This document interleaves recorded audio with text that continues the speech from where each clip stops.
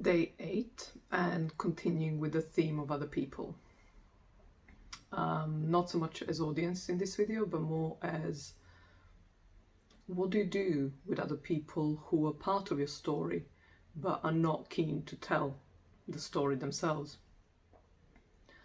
And particularly, when they don't want to be revealed as identified. Even though if they were to listen to your story, they will know it's you. I mean, that you're talking about them. But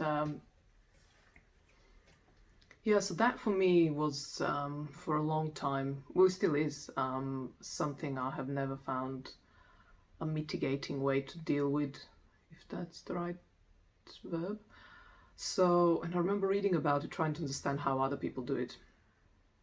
And they turn to fiction and disguise those people under different names and different roles and different everything different, but the story is between the author and a real individuals in their life.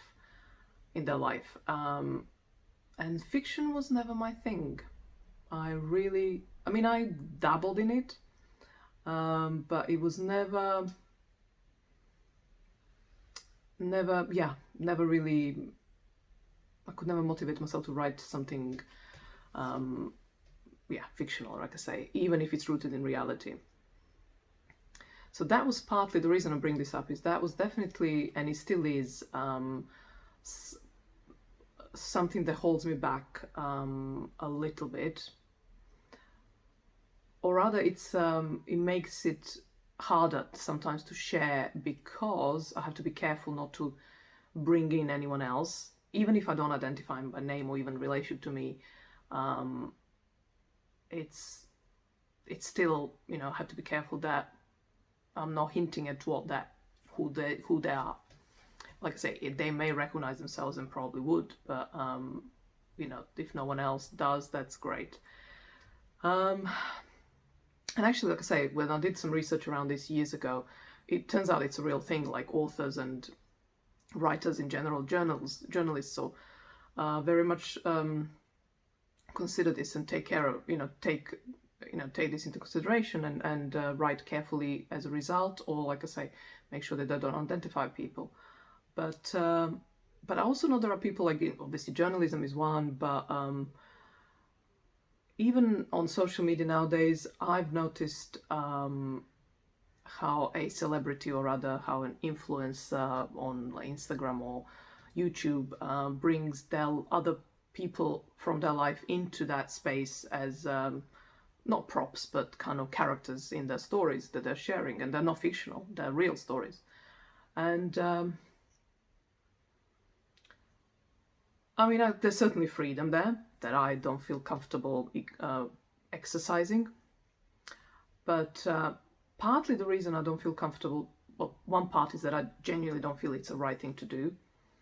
The other part of that, so it's a multi-part piece.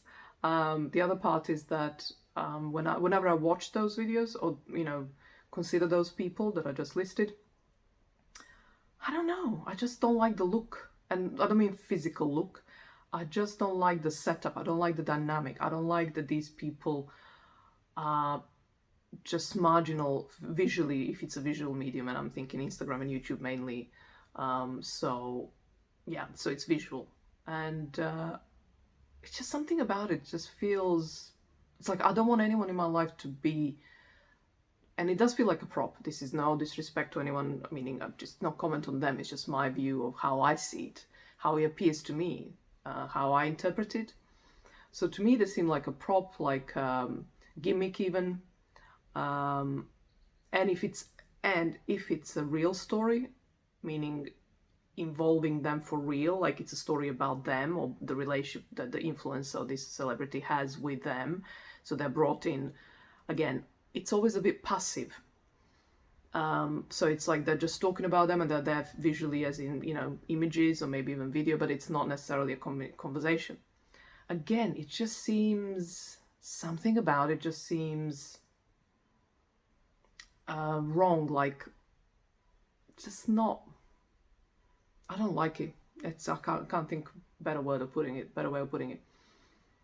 And the third piece, I'm going to pause for this one. So the third piece is that I don't feel right about it. Like, I don't feel right about doing it myself, and not based on anyone else. Like, even though, yes, when I view them, I see and feel the way I would feel if I was doing what they're doing. But more importantly, when I think of the people in my life who are integral part of my stories, for better or worse, I don't feel right about bringing them in. And yet I have brought them and I will bring them, but it's always a bit of a...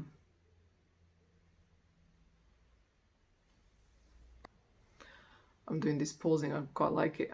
Treading carefully exercise. So the ones I brought so far into my story here, again, I didn't do them by name, obviously, but if they were to watch, they may recognize themselves.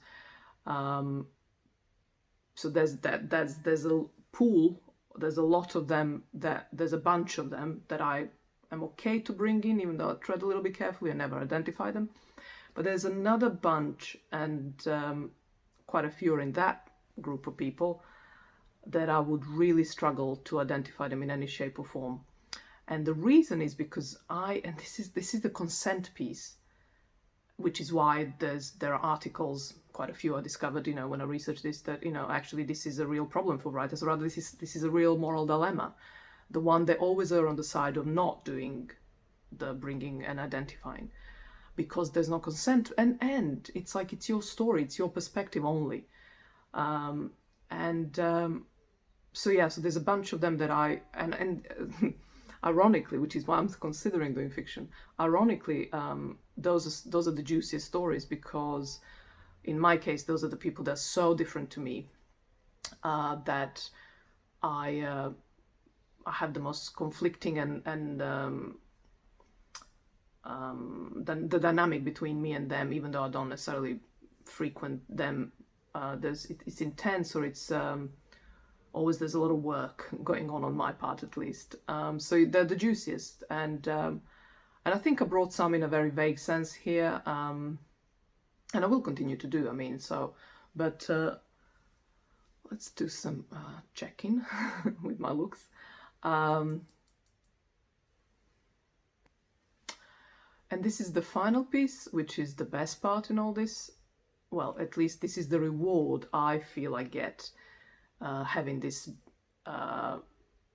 etiquette, having this morality, having this value system that I just described to you. And the reward is that it forces me to extract my own independent lessons from all these encounters, from all these relationships. And so that when I do share it, it's purified of blame. I'm not saying I'm doing it greatly. I'm not saying I'm perfect in this art. I don't know actually for a fact necessarily, as I haven't really paid attention to that, evaluated myself in that way for a while, but I will now, as I mentioned it. But my point is, because I'm always careful to extract myself away from other people, so that when I share the story, it doesn't identify them and it's not anymore about them, so they become just principles, behavioral principles, and value statements, and which is really, that's just, so for that reason, if for no other, I would encourage you to do this as well, because it really helps you clarify you and what it is about you that was for, and also what it is that you need to learn. And it's like getting the best takeaway, the most nutritious and tasty and expensive takeaway, while really not paying necessarily anything other than your time and effort. But yeah, so yeah, I'll end on that note. Under 10 minutes, I'm good. I might as well end here.